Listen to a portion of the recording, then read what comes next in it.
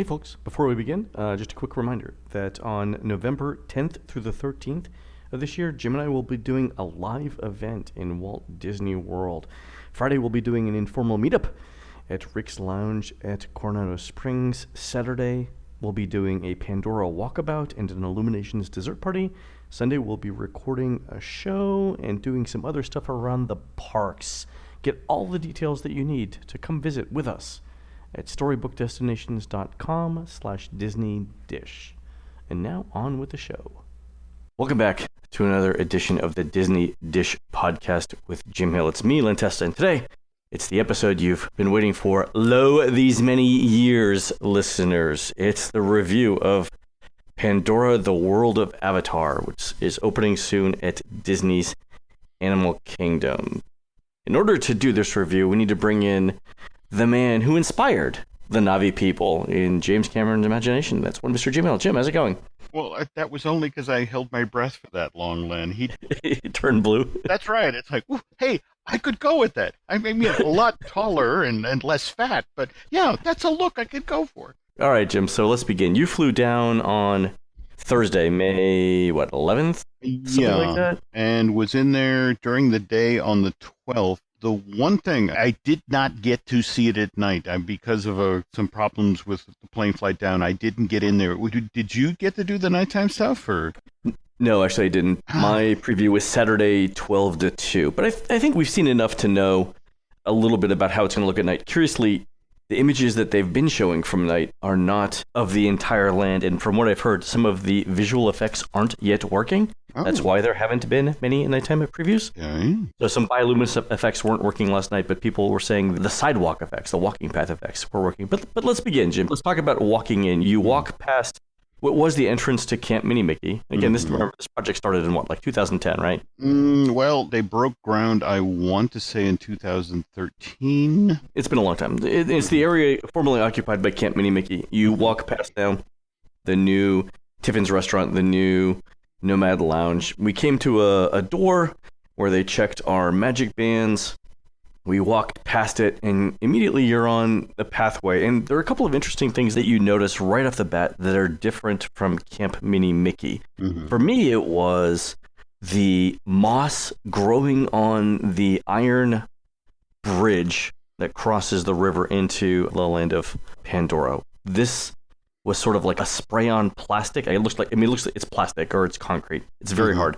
It looks for all the world like real moss. And I think this is your first indication that there's more detail than you expected going into Pandora. Oh, definitely. And the bridge there, the rusted, moss-covered bridge, that's supposed to represent, you step out of Disney's Animal Kingdom and you're now crossing the equivalent of 4.4 light years to get to the moon of Pandora. No matter what they do with these movies, this all takes place 30 years after that timeline wraps up. Everything that man has built, it's now being subsumed by the jungle. You see a little bit of this theme over in Asia, but this is, I think, more explicitly done. Everywhere you go, there are these little stories, just seeing that sort of moss and seeing how it's feeding the bridge. But you walk through the pathways and see the old mess hall that now has the thatch roofing and all that thing extended. This is how the Na'vi have taken what was left behind and turned it into things that they can use, or that people who are now traveling through the Alpha Centauri excursions can take advantage of. And it really is all these little stories that you have to put together yourself. What was your take on that, Len? My overall impression of the land is positive. The thing that I was most impressed with was how Disney seems to have engineered a better nature than nature. Mm-hmm. What Disney seems to have done here is built a more colorful, more detailed version of nature. Anyone who's driven through Kansas knows that there are parts of nature that are simply boring, right? I mean, it's not called flyover country for no reason, right? The thing that I found most impressive about Pandora, setting aside the rides and the story, was the fact that every single view, from every angle I could check, was beautiful, with interesting details everywhere. There is no barren landscape in Pandora. And I think that was the best part of the entire thing. The whole area is just pretty to look at no matter where you are. Not only pretty, but if you notice how they stacked the views, There's something in your immediate foreground all the time. There's something in your middle distance all the time. And there's something really interesting in the far distance all the time as well. It's like somebody walked through and said, if this was an animated film and we were doing a multi-plane camera, what would be in each plane of our view as we were walking through this land? And then they went and built it in 3 dimensions. I think that for me is my favorite part of Avatar, how it's a better nature than nature. I was going to say, if Mother Nature created Kansas, then Mother Rhodey created Pandora, Okay, well, no, I can definitely buy into the better nature than nature. This was the challenge of putting this into Animal Kingdom. Because face it, the whole conceit of this park is the intrinsic value of nature. And so the bulk of James Cameron's Avatar was done CG. Even they were creating this artificial world, but they were doing it on a server. They were creating, frames of film. It's quite another thing to do this for real and to have it stand up. And as you said, be able to whip your head around 360 degrees and it's like it all works. It all still holds together. There's no such thing as the bad view, the place where it collapses. I was particularly impressed as we walked through both queues for Navi River Journey and for Flight of Passage. And I particularly looked for bad views there. And the way I did it was I walked backward through the queue. I mean, obviously, when you're walking through things, Disney's focusing your eyes forward. But I walked both from the side and then backward to see what it looked like. It was beautiful everywhere. Every single shot was framed by something. I walked all around the floating mountains, which we should talk about next. I did not see anything ugly on it. But let's talk about the floating mountains. They are much better executed than I had any right to hope Disney was going to do. No, you're right. But, the thing for me, like, for example, the waterfalls. Yes! Somewhere in that great tangle of vines and all that, there have to be water pipes. That's all hidden there in plain sight. By the way, I checked with the Imagineers who were driving the project, and I guess they broke ground in 2014, and it was only in 2015 or thereabouts they had to step away from the conceit of movement in the mountain. They were hoping at one point that they'd be able to create sort of a hinge effect, and so that they would, in fact, have limited movement. But in the end, it was just sort of like it was a bridge too far. It was the one thing they couldn't do. Yeah, the maintenance on the hinges would have been. I mean, you think the Yeti's broken and doesn't get maintained? Try hinges in mountains. So anyway, what they did to sell that story point, this particular set of floating mountains that have come into the Valley of Mora, at the point where you see the waterfall, pay attention to the lowest most point of the mountain. This particular set of mountains floated into the Valley of Mora and accidentally struck a rock outcropping. That's why actually the mountains are slightly canted upward rather than the floating level. When you look at the waterfalls, you can see where there's a stain just off at like a 45-degree angle from the waterfall. That's the way the waterfall used to come down when the mountains were actually floating. But once they struck and they were knocked slightly off kilter, the waterfalls took a new path, but you can still see the old path. I mean, that's the little detail upon little detail upon little detail that's supposed to tell you that story.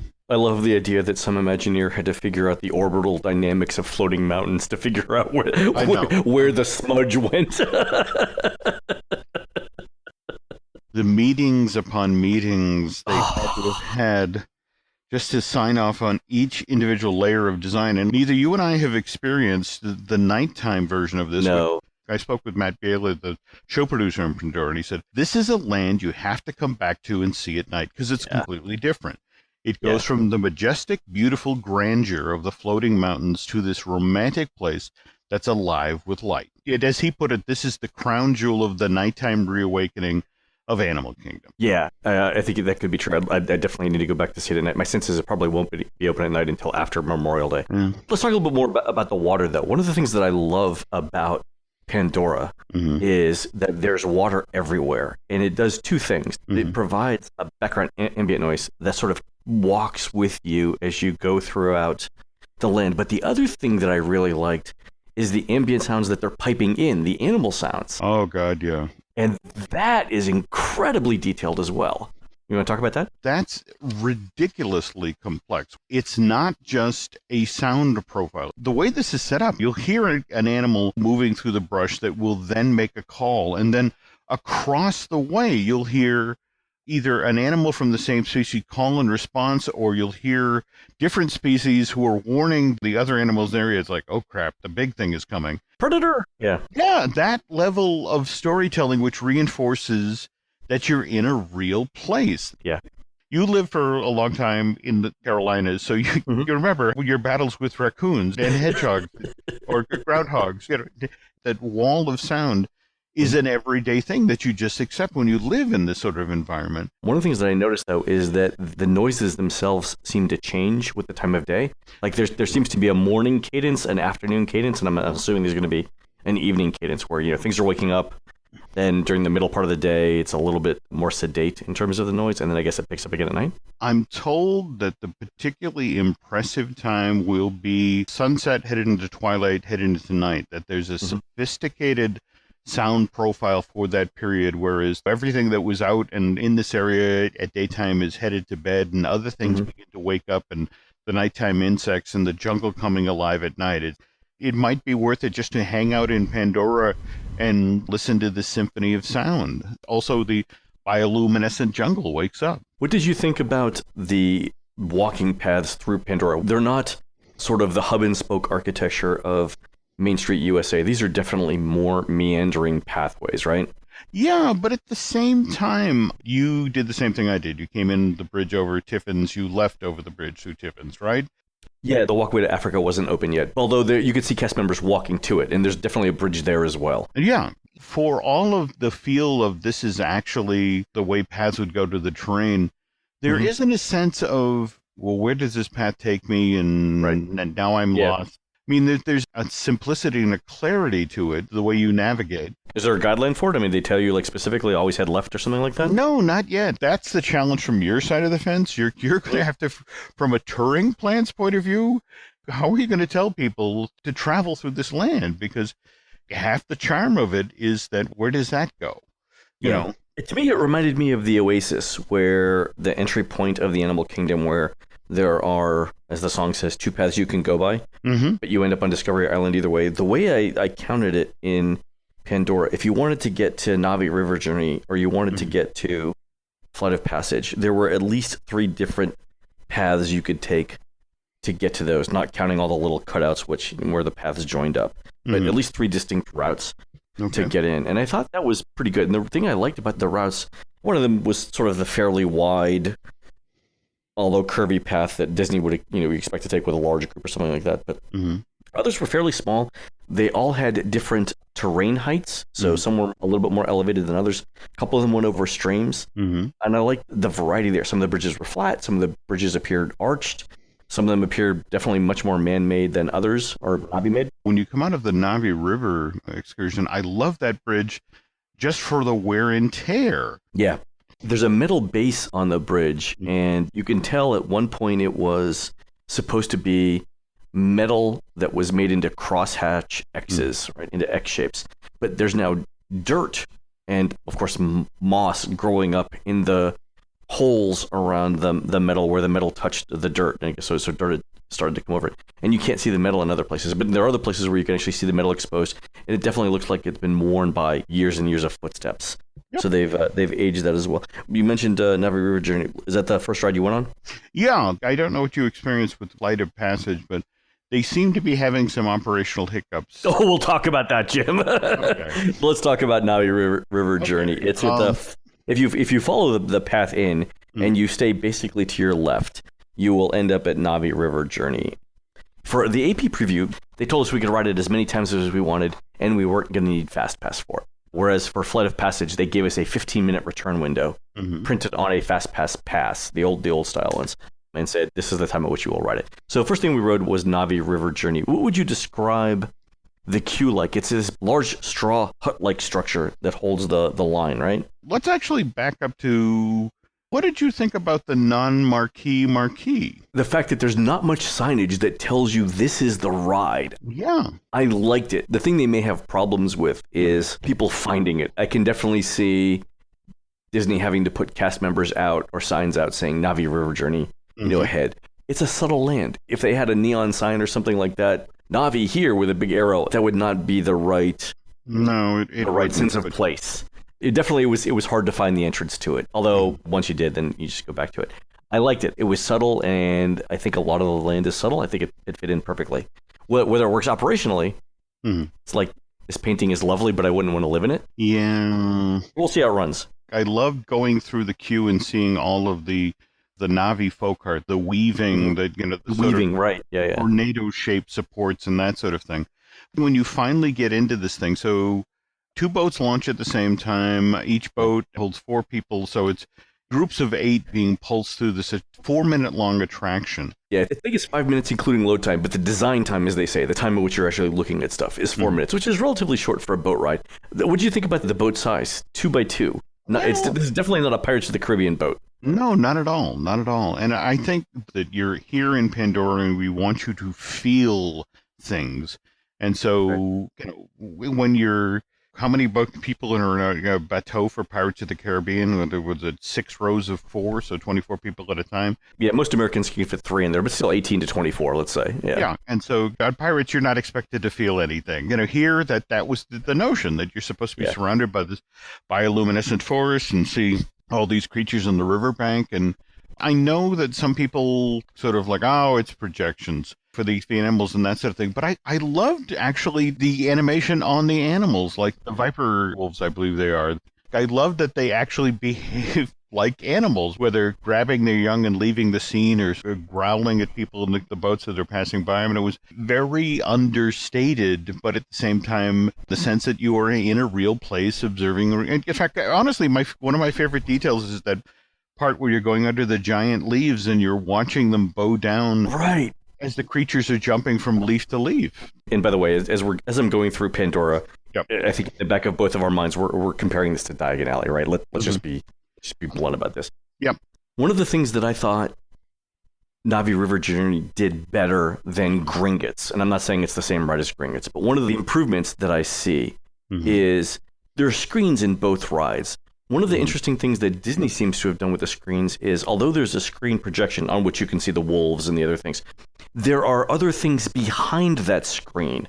Again, like this idea of a multi-plane camera where you've got something in the foreground, the medium distance, and then the far distance. And the fact that you can see things moving at a separate pace in the distance, in addition to the thing that you're supposed to be watching in the screen in the middle distance, the fact that all of those things are happening at their own paces, to me, adds more depth to the scene than I got out of Gringotts.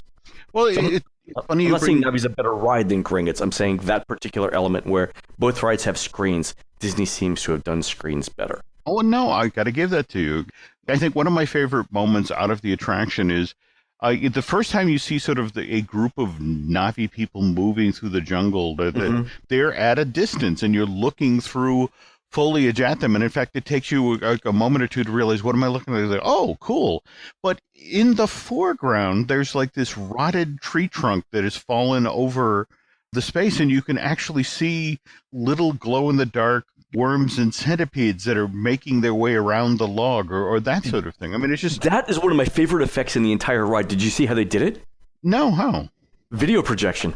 Oh. Yes, well, we just talked about it happily ever after. Disney seems to have gone all in on this because I actually had to ride it twice, and it was only after the second time that I realized it was video projection. The second time through, I focused specifically on that as soon as you could see it.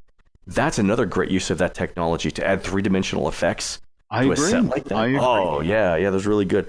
So you mentioned the fact that as you're floating, you go underneath these large... I hate to use the word bioluminescent, but let's go with it. Bioluminescent plant leaves that are humongous, 5 feet long and 3 feet wide. And they're translucent, so you can see bugs and other animals hopping on them. And as they hop on them, the leaves actually bounce up and down.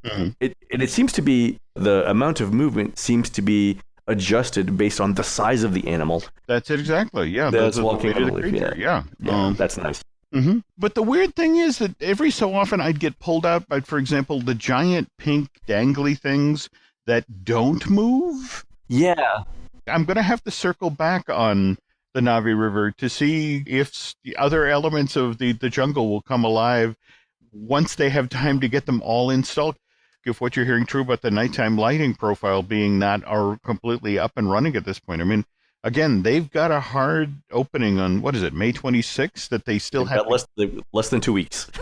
So it's just sort of, lots of folks working at night with flashlights. For me, the one effect that didn't work on Mm-hmm. Navi originally, we still have to talk about the animatronic, but the one effect that didn't work for me is there are these dinner plate-sized spiral glowing things that move up and down in the trees, and they're very bright to the point where your eye will focus on those first as you round the turns of the Navi. And the thing that bothers me about it is, I mean, just from an evolutionary point, no animal has ever evolved a helicopter-like method of flight, right? It's like, I studied evolution in graduate school. No animal has ever evolved the wheel and axle as a method of movement. I mean, for the creators of Pandora to say, oh yeah, this thing is going to essentially be like an Archimedes screw through the air, and that's how we're going to fly.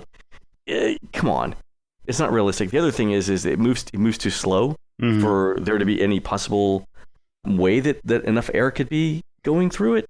And for me, the fact that it looks like it doesn't work and it's so bright reminded me a lot of Under the Sea, Journey of the Little Mermaid, like those types of very simple effects. And that brought me out a little bit from it. But overall, I thought the atmosphere of the effects is good. We did point out, Jim, that there's not an obvious plot in River Journey. And I think this is different than the rides in the Magic Kingdom or the rides in Epcot or even the studios, where Disney has traditionally given you an explicit narrative. If not explicit, an easily understood implicit narrative. Like in Pirates of the Caribbean, it's fairly obvious that once you get into the main scene, you're watching pirates attack a town, and you're seeing it evolve both through time and space, right? If you look at Spaceship Earth, the history of communications unfolds along a timeline. There isn't the obvious plot in Navi River Journey, although from what I understand, having ridden it a few times, it's the idea that you're going through the forest and watching all of these creatures go to a sacred spot for some sort of ceremony. That seems to be the plot, right? Yeah, but you said that the W word, I know you said wizarding. Part of the problem here is, you're going to see the shaman of song. We've both seen Avatar, and I didn't see that character in that movie. Did I? That's why I asked you whether this theme park land is part of the canon. Well, according to John Landau, the producer of the film, who you met on your press thing, right? Oh, by the way, John's here. Some of the stuff that's been introduced in this land will show up in the movies, and okay. I can't help but think that at some point, if the Shaman of Song is introduced as a character in the films and drives a certain story point, or how significant that character is, that'll become a big deal. Right now, I'm looking at it and thinking, that's the most amazing AA figure I've ever seen. It is, and that's exactly what I got out of it too. It's the most amazing animatronic. By the way, one of the cast members told us after the ride that the animatronic's eyes are designed to lock on you in each row of the boat as you pass through it. That moment of intimacy with the character.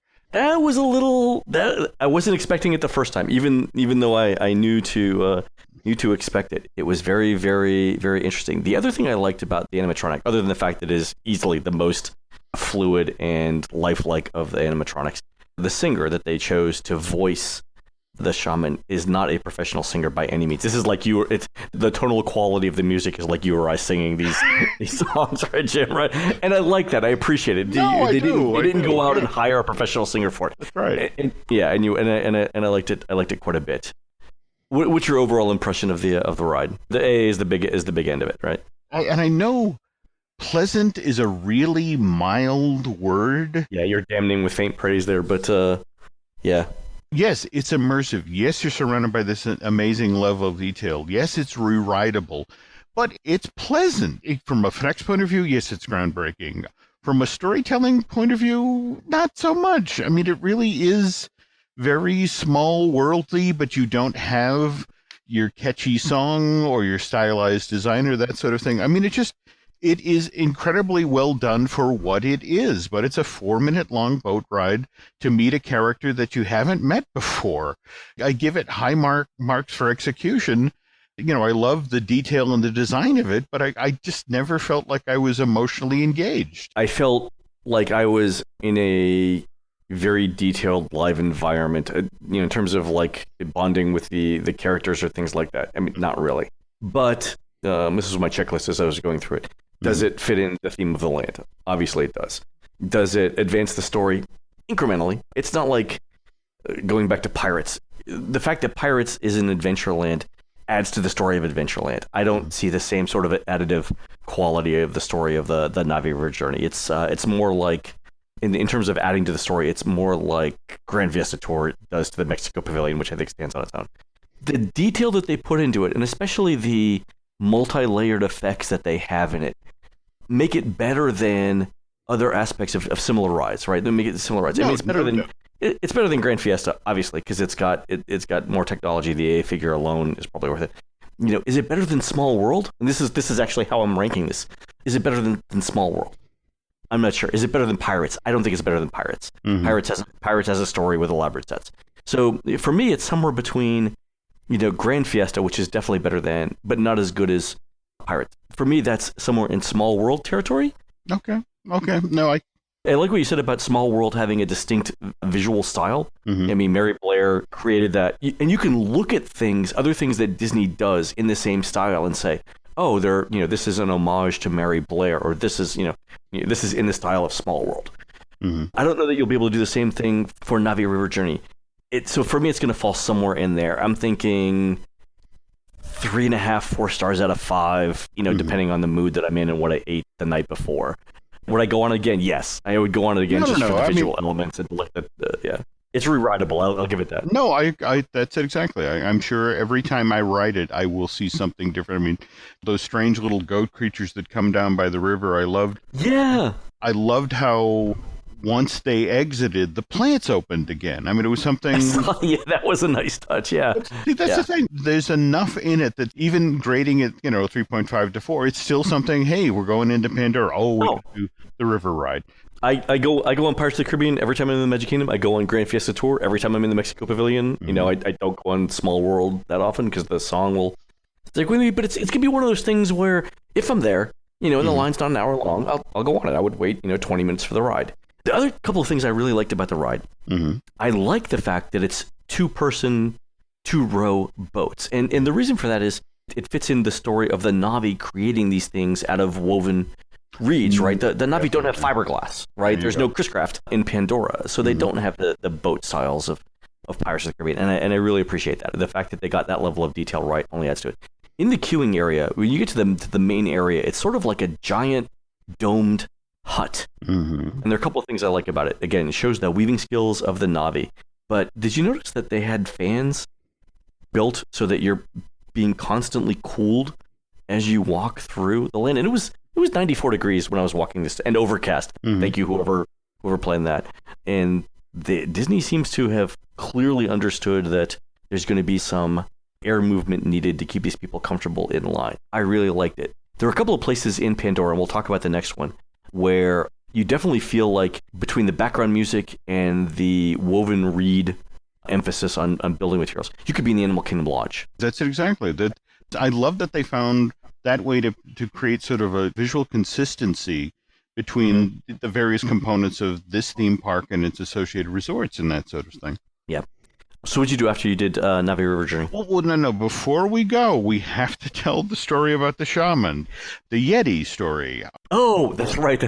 So one of the things that I'm writing for the unofficial guide is, and I'll probably go with 3.5 stars for the review. And literally in the review, I wrote this. I said, it's 3.5 stars for now. If they can keep this animatronic running for a year, I'll add another half a star to it. Honest to God, it's the review. And the reason for that is that Disney's previously tried, very complicated animatronics, and it's the Yeti over at Expedition Everest.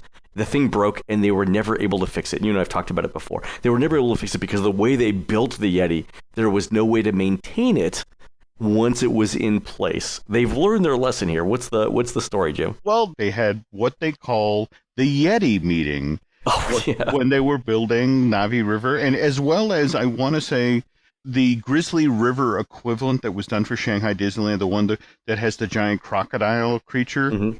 what they do now is that if we're building a sophisticated animatronic that's a key feature in an attraction, there has to be a way to maintain it. It cannot be built in such a way that we can't get in to fix it. So, for example, for the crocodile creature at Shanghai Disneyland, there's actually a catwalk built inside of it.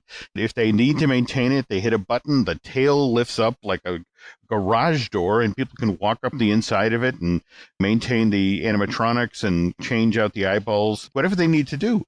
With the shaman, Len and I just learned that AA figure is built in such a way that if it has an operational issue, it's actually on a retractable pad. It can be pulled off stage into a maintenance bay, and they can make the repair in that show building. They hit the button and the pad rolls back out into show position, and she can go back to singing and beating on those reeds. And from what we heard, the meeting was literally, let's have the Yeti meeting. Yeah. It's like having a disease named after you. I don't know who Jim Parkinson was, but but we all know his name. It's the I know, right? Okay. It's the Yeti meeting. Yeah. There we go. All right. So anyway, now we transition to Flights of Passage. All right. The headliner attraction of the land, the big build-up for it. Let's describe the queue. You actually walk up into the lid. So the way that the Pandora rides are built is Flight of Passage sits on top of part of Navi River Journey. And because of that, you actually walk up a switchback on a hill to get to the entrance to the Flight of Passage ride, right? Yes, you do. At one point, you can look up, you can actually see the arch-like rock structures that were such a signature part of the Avatar film. So let me say, Jim, that we'll probably talk about this queue for the next 10 minutes because it is the longest line I have ever seen in my entire life. I asked a cast member, and I said, what happens when this line is full? How long is the wait? Do you know how long the wait is? No. It's 5 hours. If the line is full, it's 5. If you can see the line from outside, the line is 5 hours long. Oh, my God. It winds through this mountain. I think you go through, like, every historical and geologic period within Pandora. You go into the mountain, and it starts as a cave. And one of the things I love about it is it's not the typical Disney entrance where it's obvious this is the entrance. The openings that you go through aren't perfectly rounded. They look like they're crevices in the rock.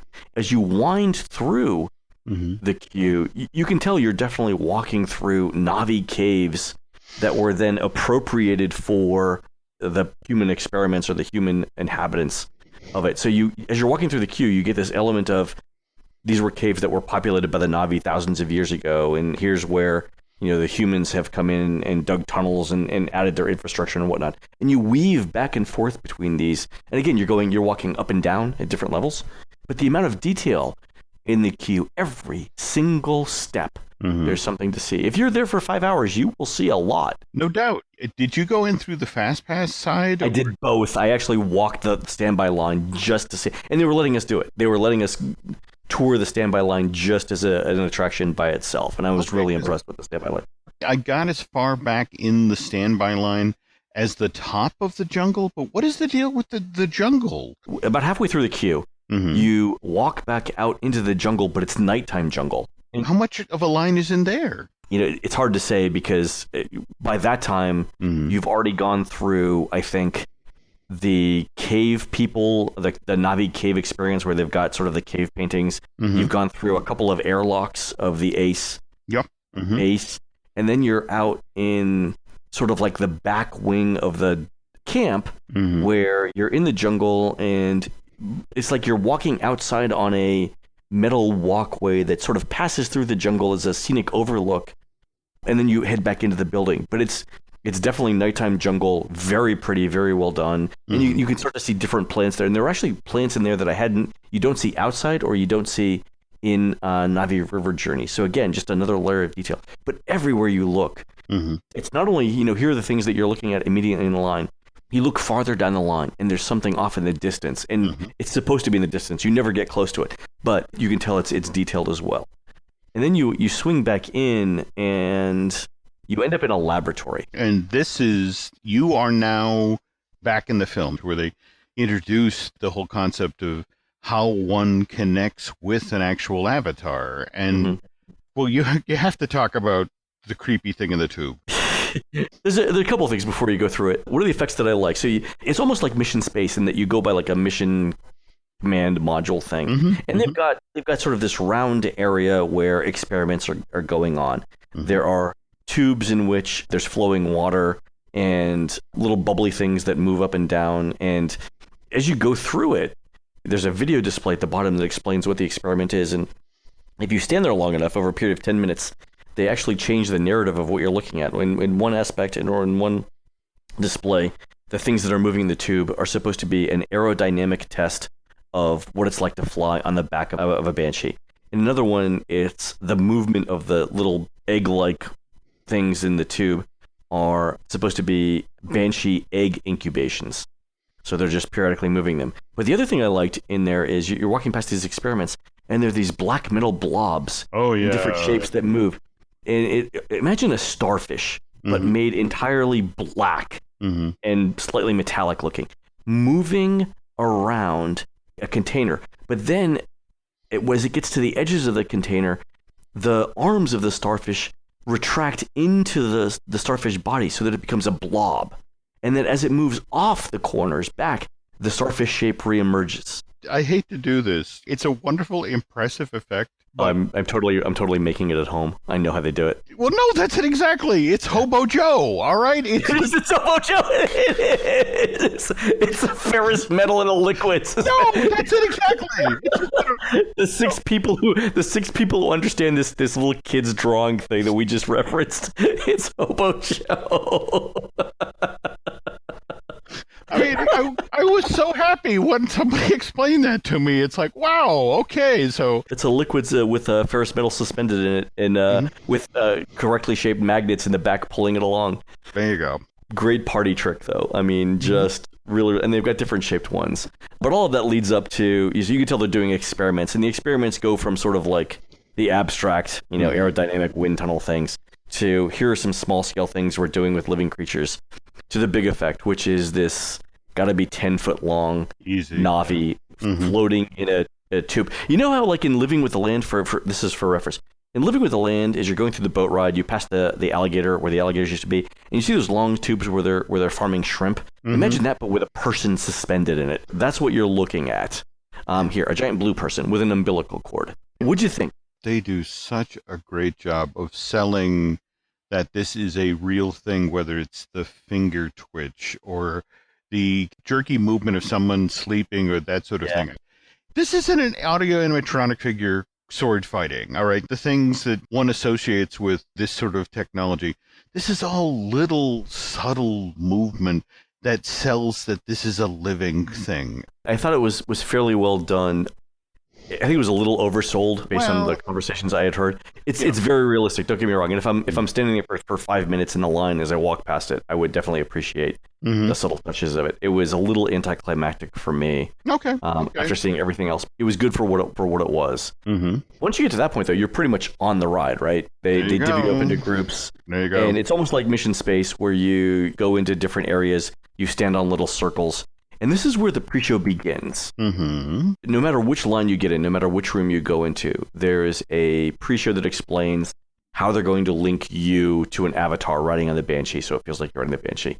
And they do some interesting effects. I won't spoil this, but they do some interesting effects where they pretend to scan you for different things like parasites and whatnot. And then there's videos that explain the background of how they were able to do this, and they tell a story about it, and then they explain what's going to happen. By the way, did you notice that there's 2 parts to the pre-show movie? The first part is the same for everyone. The second part is different depending on which room you're in. Oh, really? Okay. So the reason I know this is because the ride broke down on us as soon as we finished the pre-show movie. They had to move us to another room, and the second half of the movie was different. Really? Okay. Yeah, so different pre-show experiences too. Again, but I think this is classic Pandora. There are levels of detail here that you're just not going to see until you go back again and again. We eventually get in on the ride, and I think it's 16 people per level, and I think there are 3 levels in it. So in many ways, it's like Soarin' in that there are 3 different height levels and multiple people on it. And there's more briefings. I think actually the pre-show goes on a little long, but I understand why they're doing it. It's to keep you occupied and to break up the wait. You're eventually escorted into a room where it looks like, Jim, you're in the Soul Cycle class from hell. You're asked to stand behind this thing that looks like if you had to build a motorcycle replica out of plastic. Mm-hmm. This is what you would come up with. It's got sort of interesting handlebar shapes. You can tell there's a seat, there's a display in front, and they're very specific about the way in which you should enter this contraption because it's surrounded by a plastic shroud. And what they tell you is to stand to the left of it and throw your leg over like you're riding a bicycle. Did anybody in your group have trouble with this? No, though I've been following this ride system was the one that, Disney paid very close attention to all the weight-related, size-related issues that Universal had with the flying benches for Forbidden Journey. And this being sort of a new iteration of the soaring technology, but again, they wanted to give you that ride-on experience. Yeah. The one issue I guess they're having is that people with calves that are particularly large, whether, you're weight, again, and I guess it's a number of people who lift weights or that sort of thing that are having an issue that aren't being allowed to ride because they have really muscular, large calves. But that's the thing, you have to scoot. You have to scoot all the way forward. Yeah, all the way, yeah. Bench, It was almost like getting your shoes measured as your kid. You remember they would tell you to push your feet all the way forward or back? Okay. It was exactly like this. They would tell you specifically if there was an inch of room between the front of your shroud, plastic shroud, and your foot, they would tell you to move it all the way forward. Mm-hmm, mm-hmm. Once everyone is seated, you've got your hands on these sort of U-shaped, actually they're like double V-shaped handlebars. There's a little display in front of you. You're looking down at that, and you're wearing goggles too, 3D goggles. Once everyone is seated and everyone is set, the restraint system gets activated. At that point, you start to feel like a cow that's about to be inseminated. There is no other explanation for it than this.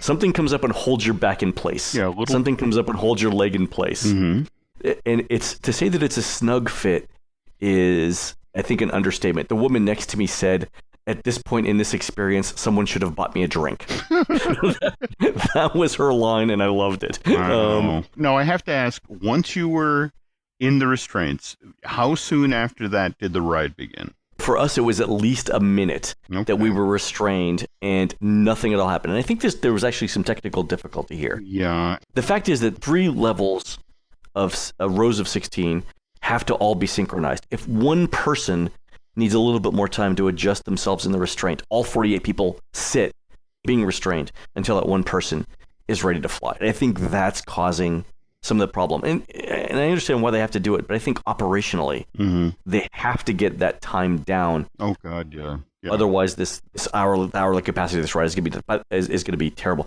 By the way, did you hear what the hourly capacity limit is, the high? How? I heard it's 1,400 people an hour, but the way that they're running it through, I calculated they couldn't get more than 1,000. Wow. And 1,000 people an hour for something like that is less than Dumbo right now.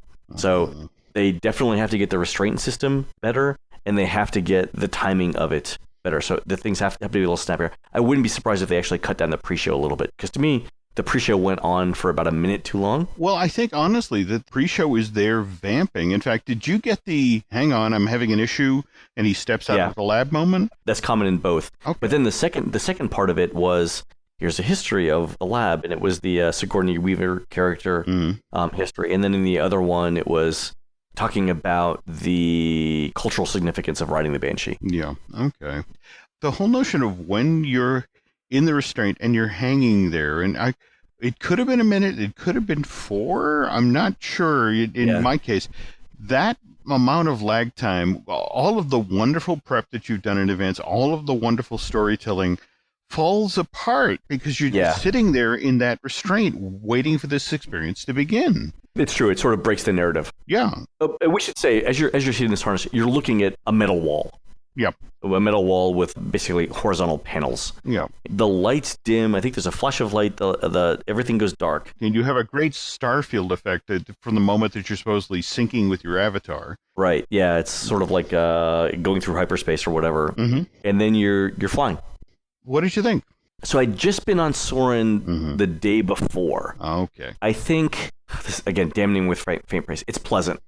You understand why they do the ride vehicle. So it's, imagine instead of hang gliding over California, you're riding a motorcycle in the air around California. It's like that. You definitely see the similar style in the film with Soren where you're flying above things and below things, and there's the animals are doing things below you as you fly over the landscape, and there's twists and turns. I did like the fact that you could, as you were supposedly riding this banshee, you could feel it breathing. Mm-hmm. So there are air bladders down by your legs, which expand and contract like the banshee is breathing. The thing I didn't feel was, I didn't feel the banshee breathing harder as it exerted itself throughout the ride. What do you think of the ride experience itself? Again, pleasant is the word. And you know what I think the problem is? I don't know where I am. There's only been the one Avatar film, and yes, we are now flying over a jungle, but what jungle is this? And now I'm flying down by the shore, but what shore is this? And yes, why? Yeah, what's the significance of this particular thing that I'm looking at? Yeah, I agree. And when you're on soaring, it's like, oh, that's the Taj Mahal. Oh, that's the Eiffel Tower. These are places I know, and I have emotions connected with them. In Flight of Passage, the flying itself is wonderful. I just don't know what I'm looking at and what is significant about it. Yeah. I bet you that, again, when Pandora 2, 3, 4, and the prequel comes out, and suddenly, oh my God, I'm by the sacred sea, or, oh, look, it's that herd full of those really dangerous animals that they fought in the third film. I mean, when I know what I'm looking at, this will mean something. But right now, it's just sort of like, that's a thing, and I'm flying over the thing, and I'm under the thing. The one moment that registers is the attack by the giant flying thing, because it's like, okay, that's the thing that Jake tamed in the first movie, and even the Na'vi people were impressed by that, because this is the wild creature that no one's ever tamed before, and here is one. That's actually the only one thing that I recognized. The thing that you just mentioned, the fact that we don't know why we care about these things, that's the criticism not only with the land but with the film. At the end of the day, we all appreciate the craft and the technical nature that was the Pandora film. Nobody gives a damn about the plot. No one cares about the movie itself, in terms of the characters or the meaning of it. And I think that's the one thing that's lacking in both rides. The fact that we don't really have an emotional connection to either the story or the characters that go about it. It's all great to look at. It's fine. But there's no real emotional connection with any of it. And that's not Disney's fault. It's not. It's the source material, and they have brought every tool. Everything's brilliantly executed, hyper detailed. They have tried to make you feel, and they get you really close. I felt more walking around just the land than I did on either of the two rides. Jim, we had the exact same experience. Let me tell you, maybe you were my avatar for this, because there we go. I thought exactly the same thing. Do I like the rides? Yeah. Do I like the land? I love the land. There we go. The other thing I would say about the film, and other than the fact that there's no real emotional connection with anything, you could feel the pacing and the beats that they had to hit in it were exactly the same as Soarin'. So are you familiar with, I forget the name of the book, but apparently a book came out a couple of years ago that was essentially saying, here's how to write a movie. 30 seconds in, your scene has to show this. 2.5 minutes in, your plot should do this. 5 minutes in, your plot should do this, right? And the funny thing is that if you go back and look at a lot of the hit films that have been made since that book came out, they follow the same plot. And I think I felt the same way about the Pandora ride. You could feel how there's an Act 1, an Act 2, and an Act 3, and you know how it's going to end, in a beautiful sunset on the beach. And it's basically the same sort of beats as you get on Soarin', where you start off in the morning somewhere, you go through the afternoon, you end up at night at the Eiffel Tower. Same sort of formula there, although it's completely different scenes. Again, technically, a very good ride. Would I ride it again? Yeah, probably. People around me loved it, by the way. I've had people talk about how they've used the words like transformative, or that they came off it in tears. And I will tell you, whenever I ride Soaring, I well up with emotion. That ride for me, that's the attraction equivalent of a poem. Yeah, even knowing that it's all like CGI. Yeah, right. Yeah. I will say this: I rode Soarin'. This last time I rode it was the first time I rode it in the middle set of seats, and it's a vastly better experience in the middle set of seats. So our listeners, it's interesting you say that, because I had seat 16 on this, and I'll have to go back and try it again, hopefully to get a seat that's directly in the middle and see if that'll close the deal. Laura was also in seat 16, and she said that at one point she had turned her head just to sort of look around the scene, and she managed to see all 16 people in all 3 rows, and it sort of brought her out of the experience. Okay. I was in 15, and I didn't turn my head that much, so I never really got the effect that I was out of it. The one thing that I did get on it was that my glasses were kind of smudged, so everything was a little bit blurry for me. But they can fix that. So, scale of 1 to 5, how many stars for this ride? I gotta say, it's like a 3.5, a 4. Where would you put it? 4. Yeah. It's a good ride. I think we should do the food in a separate show, so let's do that. But let's sum up the land itself, excluding the food. What's your overall impression of it? The point that sold the land for me, you come to that overlook that looks out over the park, and the sort of the first real glimpse of the floating mountains. It's when you made that walk to the left after going around the weird smoking leaky plant. But then if you turn around, there is this tree that clearly has been torn apart by something that's looking for grubs. And I sit there for a moment and realized, that's sculpted. Somebody actually created a rotted tree that had been attacked by something looking for food. And it looks like it's been there forever. And it looks like I could go out in the woods in my backyard and find something that looks just like it. Only this is an otherworldly tree. It has that look to it. Ultimately makes you buy into, I have somehow gotten off the moon of Pandora. I don't know how I got here, crossing that bridge, but I'm here. So I'm going to ask the question that's on everyone's mind. Better than Diagon Alley or no? I have to say no. With the understanding that the reason that Diagon Alley and Hogsmeade are better is that these are based on 8 movies, 7 books. You know more of the Wizarding World. I keep telling folks, though, that I honestly think that 3 and 4 films into these prequels of that sort of thing, this land is going to resonate. People are going to make such a stronger connection when they're that much more familiar with the world. Disney has done brilliant execution on not enough source material. It's not a strong enough IP to have built an entire land on. But that said, I cannot wait from the lessons they learned from building Avatar. If they do the same thing with Star Wars Land, I will pitch a pup tent outside of this. But I'll sit there in line. We'll get in line. Yeah. So I actually liked it better than Diagon Alley. Did you really? Okay. I did. And here's why. So I'm not a huge Harry Potter fan. I've seen part of one movie, but I love Diagon Alley. I spent 6 hours in there and was just enthralled by it. But for people like me who don't really have an emotional connection to either film, whether you like one land above the other is going to come down to whether you like the city or nature.